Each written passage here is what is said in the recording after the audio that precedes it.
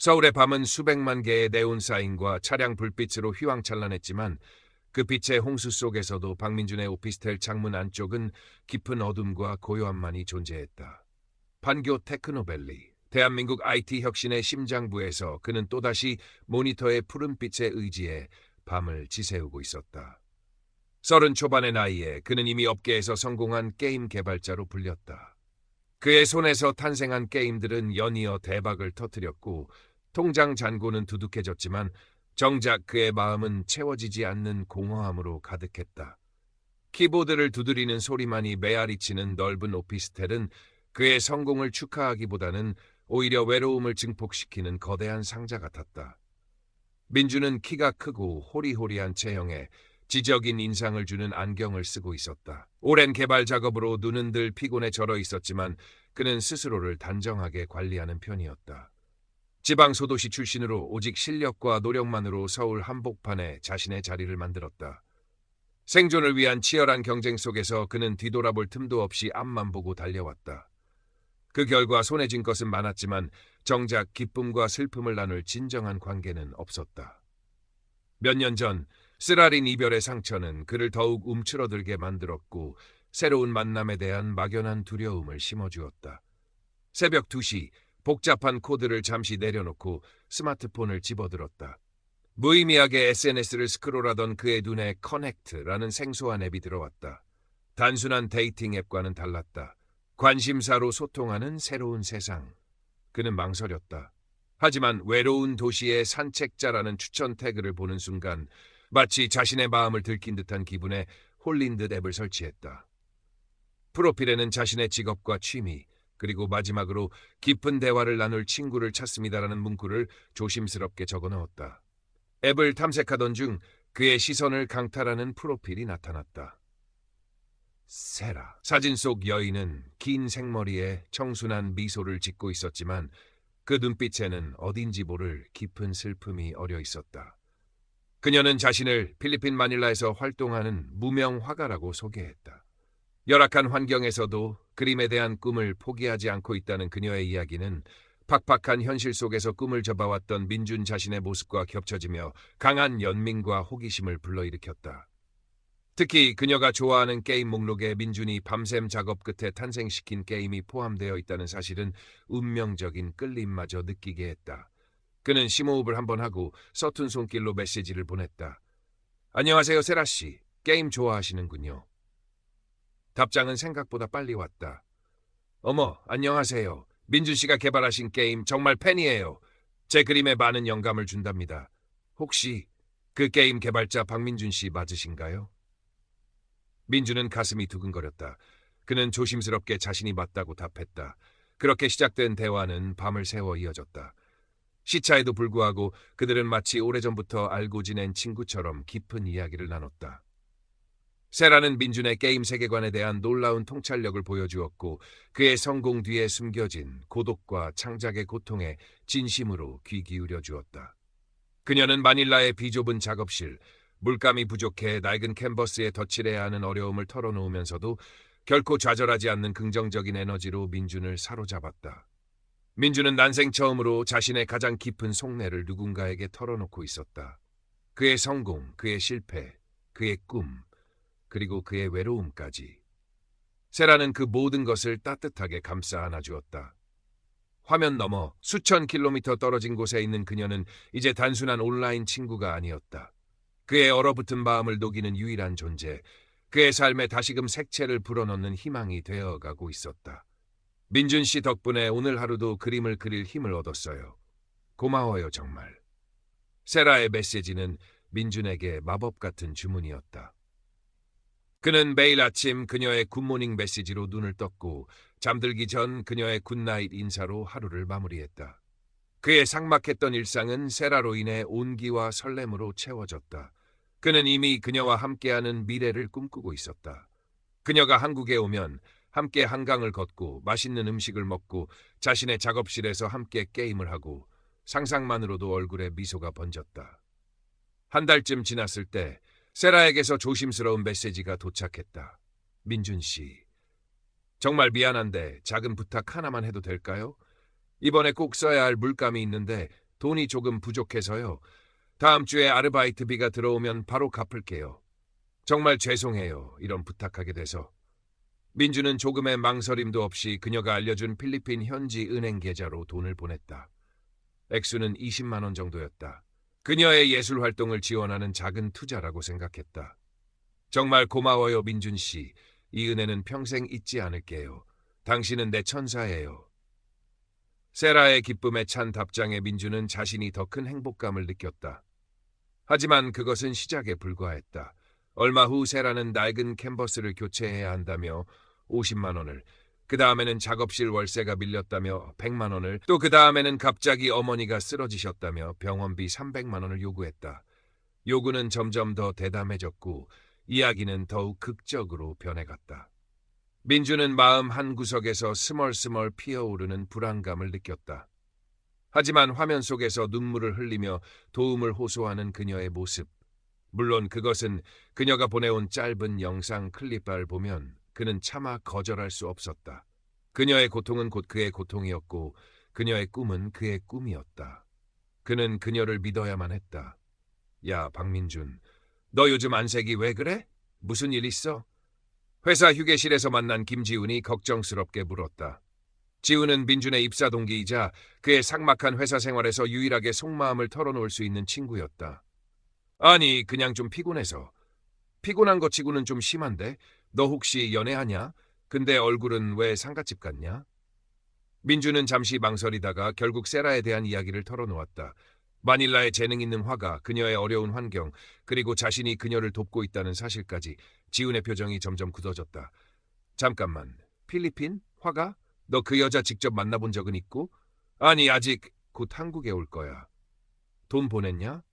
지훈의 날카로운 질문에 민주는 고개를 숙였다. 얼마나? 민준이 보낸 액수를 듣고 지훈은 기가 막힌다는 듯 헛웃음을 쳤다. 야, 박민준, 너 제정신이야. 그거 100% 로맨스 스캠이야. 뉴스 안 봐? 동남아에 거점 두고 한국 사람들 등쳐먹는 놈들 수법이랑 똑같잖아. 사진 도용하고 불쌍한 척 연기해서 돈 뜯어내는 거. 아니야, 세라는 그런 사람 아니야. 네가 뭘 안다고 함부로 말해. 민주는 자신도 모르게 소리를 질렀다. 지훈의 직설적인 말은 그의 아름다운 환상을 산산조각내는 망치질처럼 느껴졌다. 그는 지훈의 말을 인정하고 싶지 않았다. 세라는 달랐다. 그녀의 눈물은 진짜였고 그녀의 사랑은 진심이었다. 하지만 지훈의 말은 그의 마음속에 깊은 균열을 남겼다. 그날 이후 민주는 지훈을 피했다. 세라는 민준의 마음속 균열을 귀신같이 알아챈 듯했다. 그녀는 더욱 절박하고 애절하게 그에게 매달렸다. 그녀는 화상통화를 제안했지만 늘 인터넷 연결 상태가 좋지 않다거나 작업실이 너무 누추해서 보여주기 부끄럽다는 핑계를 대며 얼굴을 제대로 보여주지 않았다. 대신 그녀는 매일 밤 애끓는 목소리로 그에게 사랑을 속삭였고 민준의 죄책감을 교묘하게 자극했다. 민준 씨, 나 때문에 힘든 거죠? 내가 너무 부담을 주는 거죠? 다 내 잘못이에요. 그냥 이대로 모든 걸 포기하고 싶어요. 민준 씨라도 행복해야 하는데.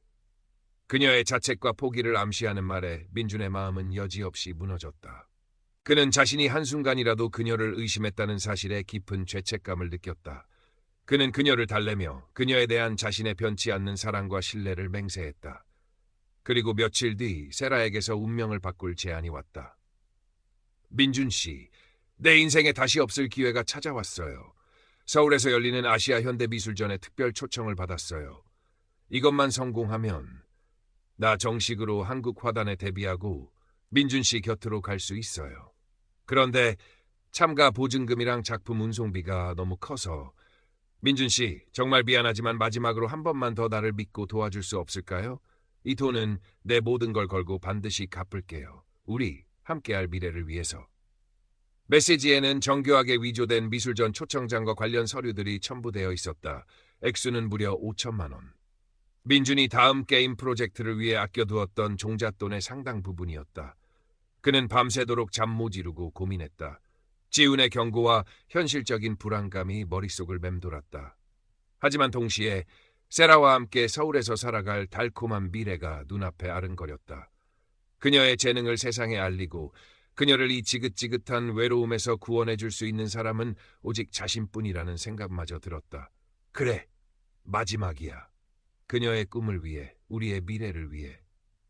다음 날 민주는 홀린 듯 은행으로 향했다. ATM 앞에서 그는 떨리는 손가락으로 송금 버튼을 눌렀다. 5천만 원이라는 숫자가 화면에서 사라지는 순간 그의 심장은 쿵 하고 내려앉았다. 알 수 없는 불안감이 엄습했지만 그는 애써 고개를 저었다. 괜찮아. 세라를 믿어야 해. 보냈어, 세라. 꼭 성공해야 해. 기다릴게. 고마워요, 민준 씨. 정말 고마워요. 당신은 내 인생의 유일한 빛이에요. 서울에서 만나요, 내 사랑. 세라의 열광적인 답장을 보며 민주는 억지로 미소를 지었다. 그래, 이제 모든 것이 잘 될 거야. 그녀가 한국에 오면 모든 의심은 눈 녹듯 사라질 것이다. 하지만 약속된 아트페어 개막일이 다가올수록 세라의 연락은 뜸해졌다. 작품 준비 때문에 정신이 없다는 짧은 메시지가 전부였다. 민주는 불안했지만 그녀를 믿고 기다리기로 했다. 드디어 아트페어 개막일. 민주는 아침 일찍부터 꽃다발을 사들고 전시장으로 향했다. 하지만 전시장 입구에 걸린 작가 명단에는 세라라는 이름이 없었다. 안내 데스크에 문의했지만 그런 작가는 참여하지 않는다는 답변만 돌아왔다. 민주는 위조된 초청장을 내밀었지만 직원은 고개를 저으며 그런 초청장은 발행된 적이 없다고 했다. 세상이 무너지는 듯한 충격이 민준을 덮쳤다. 그는 떨리는 손으로 세라에게 전화를 걸었다. 고객님의 전화기가 꺼져 있어. 차가운 기계음만이 반복되었다. 메시지를 보냈지만 답장은 없었다. 그녀의 SNS 계정은 흔적도 없이 사라져 있었다. 지훈의 말이, 그 모든 경고가 차가운 비수처럼 그의 심장에 박혔다. 모든 것이 거짓이었다. 그녀의 슬픈 눈빛, 그녀의 애절한 목소리, 그녀의 꿈, 그리고 그들의 미래까지도. 그는 거대한 사기극의 주인공이었고 가장 어리석은 피해자였다. 5천만 원, 아니 그동안 보낸 돈과 함께 그의 마음과 영혼까지 송두리째 털려버린 기분이었다. 민주는 전시장 앞 벤치에 망연자실하게 주저앉았다. 오가는 사람들의 행복한 웃음소리가 그의 귀에는 들리지 않았다. 그의 세상은 소리를 잃고 흑백으로 변해버렸다. 며칠을 식음을 전폐하고 폐인처럼 지내던 민주는 이대로 주저앉을 수 없다는 마지막 오기 같은 감정으로 김지훈을 찾아갔다. 그의 초췌한 모습을 본 지훈은 아무 말 없이 그의 어깨를 두드려 주었다. 지훈아, 내 말이 다 맞았어. 나 좀 도와줘. 지훈은 묻지 않고 고개를 끄덕였다. 그는 자신의 보안 지식을 총동원하여 민준을 돕기 시작했다. 그들은 밤을 새워 세라가 보내온 정보들을 분석했다. 사진은 역시나 무명 모델의 것을 도용한 것이었다. 필리핀 은행 계좌는 여러 단계를 거쳐 자금을 세탁하는 용도였고 IP 주소는 여러 나라의 VPN을 거쳐 철저히 위장되어 있었다. 하지만 끈질긴 추적 끝에 그들은 자금의 일부가 한국 내의 특정 계좌로 흘러들어간 정황을 포착했다. 이건 혼자 하는 짓이 아니야. 한국에도 공범이 있어. 아주 조직적인 놈들이야. 지훈은 인터넷에서 로맨스 스캠 피해자 지원 모임 진실의 빛이라는 카페를 찾아냈다. 그리고 그 카페의 운영자이자 변호사인 최수연에게 연락해볼 것을 제안했다. 민주는 다시 한번 망설였다. 자신의 치부를 드러내는 것은 여전히 고통스러웠다. 하지만 그는 더 이상 혼자서는 이 거대한 벽을 넘을 수 없다는 것을 깨달았다. 그는 용기를 내어 최수연 변호사에게 전화를 걸었다. 서초동의 변호사 사무실에서 만난 최수연은 냉철해 보이는 인상이었지만 눈빛은 따뜻했다. 그녀 역시 과거 로맨스 스캠으로 큰 상처를 입었고 그 경험을 바탕으로 피해자들을 돕고 있었다. 박민준 씨, 여기까지 오시느라 정말 힘든 결정을 하셨습니다. 당신의 잘못이 아닙니다. 그들은 인간의 가장 깊은 외로움과 신뢰를 이용하는 악마들입니다. 이제부터라도 함께 싸워야 합니다. 최수연의 말에 민준은 그동안 억눌렀던 감정을 터뜨리며 오열했다. 그녀는 민준이 진정될 때까지 조용히 기다려주었다. 그리고 주말에 열리는 피해자 모임에 참석할 것을 권유했다. 주말, 민준은 서울 시내의 한 카페에서 열린 모임에 참석했다. 그곳에는 다양한 사람들이 있었다. 자식들에게 짐이 되기 싫어 노후 자금을 투자했다가 모두 잃은 70대 노인, 결혼을 약속한 외국인 군인에게 거액을 송금한 40대 주부, 유명 연예인을 사칭한 사기꾼에게 팬심을 이용당한 20대 대학생까지. 그들의 사연은 제각각이었지만 사랑과 신뢰를 배신당한 아픔과 절망은 모두 같았다. 민주는 그들의 이야기를 들으며 또 자신의 이야기를 털어놓으며 처음으로 깊은 위로와 함께 묘한 연대감을 느꼈다. 그는 혼자가 아니었다. 그는 그곳에서 자신과 비슷한 시기에 세라라는 이름의 화가에게 사기를 당한 또 다른 피해자 강은영 씨를 만났다. 그녀는 민준보다 적은 금액이었지만 역시 필리핀의 화가라는 설정에 속아 돈을 보냈다고 했다. 최수연 변호사는 민준과 은영의 사례를 통해 이 사기 조직이 여러 명의 세라를 동시에 운영하며 다양한 피해자들을 노리고 있음을 확신했다. 이것은 단순한 로맨스 스캠을 넘어선 국제적인 금융사기 조직입니다. 한국 내에도 총책, 즉 미스터 X가 존재할 가능성이 높습니다. 우리가 가진 증거들을 모아 경찰에 제출하고 국제공조수사를 강력하게 요청해야 합니다. 모임에 참석한 사람들의 눈빛이 변했다. 절망은 분노로, 무력감은 투쟁 의지로 바뀌고 있었다. 그들은 진실의 빛이라는 이름으로 뭉쳐 각자 가진 증거, 대화 기록, 송금 내역, 위조 서류 등을 모으기 시작했다. 민주는 자신의 IT 기술을 활용하여 디지털 증거 분석을 맡았고, 은영은 피해자들의 심리 상담과 자료 정리를 도왔다. 최수연 변호사는 이 모든 자료를 바탕으로 경찰청 사이버 수사대에 정식으로 수사를 의뢰했고, 동시에 언론에 이 사건을 제보했다. 로맨스 스캠의 실태와 국제 조직의 개입 가능성이 보도되자 사회적으로 큰 파장이 일었다. 민주는 용기를 내어 익명으로 방송 인터뷰에 응했고, 그의 담담하지만 절절한 고백은 많은 사람들의 공감을 얻으며 수사에 대한 압박으로 작용했다. 경찰은 전담팀을 꾸려 수사에 착수했다. 한국 내 자금 흐름을 추적하여 대포통장 유통책과 환전책들을 잇따라 검거했다. 그리고 필리핀 경찰과의 긴밀한 공조 수사를 통해 마닐라 외곽의 한 허름한 건물에 숨어있던 콜센터를 급습하는 데 성공했다. 그곳에서는 수십 명의 현지인들이 컴퓨터 앞에 앉아 마치 연극배우처럼 다양한 가짜 신분으로 한국인들을 상대로 사기 행각을 벌이고 있었다. 그 중에는 민준을 속였던 세라 역할의 여성도 포함되어 있었다. 하지만 한국 내 총책으로 지목된 미스터 X는 이미 모든 흔적을 지우고 잠적한 뒤였다. 그가 누구인지, 어디로 사라졌는지 아는 사람은 없었다. 민주는 검거 소식을 들으며 복잡한 심경에 휩싸였다. 잃어버린 돈을 되찾을 가능성은 희박했고 주범을 잡지 못했다는 아쉬움도 컸다. 하지만 그는 더 이상 과거의 피해자로 남아있지 않았다. 그는 거대한 악의 실체를 세상에 알렸고 많은 피해자들과 함께 싸웠으며 그 과정에서 스스로 성장했다. 그는 다시 게임 개발에 몰두했다. 하지만 그의 게임은 이전과는 조금 달라져 있었다. 화려한 그래픽과 자극적인 액션 대신 인간관계의 소중함과 상처 입은 영혼의 치유에 대한 따뜻한 시선을 담기 시작했다. 그는 진실의 빛 활동에도 꾸준히 참여하며 새로운 피해자들에게 법률 상담을 연결해주고 자신의 경험을 공유하며 그들에게 용기를 북돋아 주었다. 어느 늦은 밤 민주는 자신의 오피스텔 창밖을 내다보았다. 서울의 밤은 여전히 휘황찬란했지만 이제 그 불빛은 더 이상 그에게 외로움의 상징이 아니었다. 그것은 수많은 사람들이 각자의 상처와 희망을 안고 살아가는 거대한 도시의 숨결이었다. 그의 마음속에도 작은 불빛 하나가 켜져 있었다. 쉽게 꺼지지 않을 따뜻하고 단단한 불빛이었다. 그는 비록 넘어졌지만 다시 일어서는 법을 배웠다. 그리고 그는 알았다. 진정한 연결은 화면 너머가 아닌 바로 여기, 현실 속에 있다는 것을. 그는 천천히 컴퓨터를 끄고 내일 아침 김지훈에게 전화해 함께 아침 식사를 하자고 말해야겠다고 생각했다. 그것이 그의 새로운 시작이 될 것이었다.